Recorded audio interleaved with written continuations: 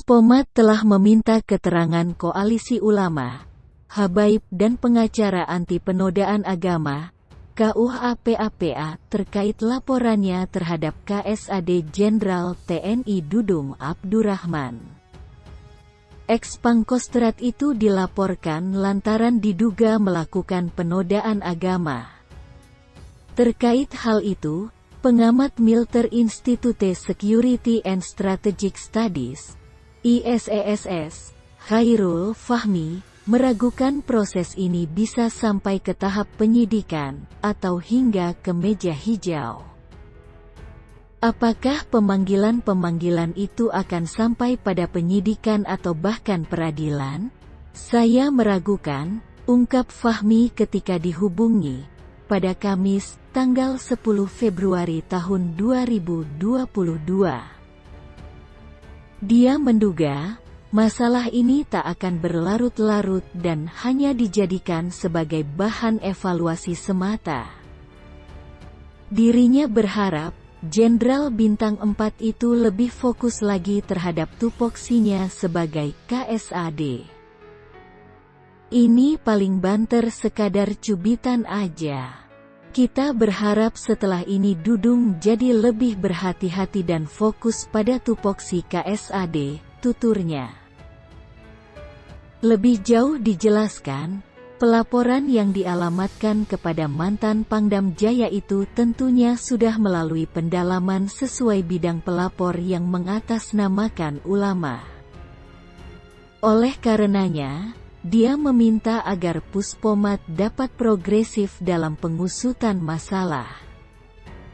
Kalau yang melaporkan itu para ulama, sebagai pihak yang punya legal standing pada masalah keulamaan, saya kira sudah melalui kajian yang mendalam. Saya kira Puspomat harus progresif memeriksa perkara ini, katanya. Kendati demikian, terkait perlawanan terhadap radikalisme dan intoleransi telah menjadi perhatian Jenderal Dudung sejak pertama kali menjabat sebagai orang nomor 1 di TNI AD. Hal itu belum pernah dilakukan oleh KSAD sebelumnya. Secara implisit setelah menjabat KSAD, Dudung memang tampak getol cawe-cawe pada urusan radikalisme dan intoleransi.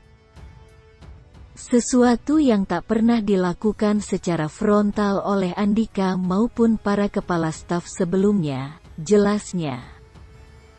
Sebagaimana diketahui, dalam kasus ini, KUHP-APA diminta menjawab sebanyak 50 pertanyaan oleh penyidik Puspomat.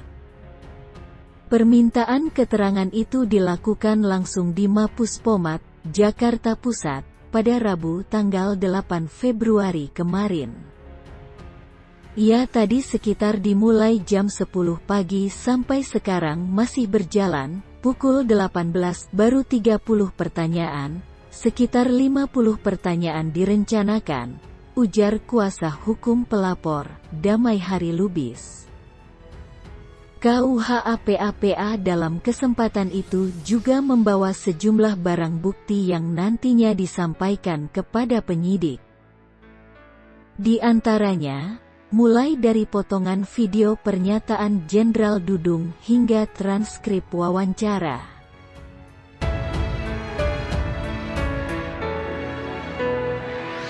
Terima kasih sudah menonton. Jangan lupa klik tombol subscribe supaya channel ini semakin berkembang.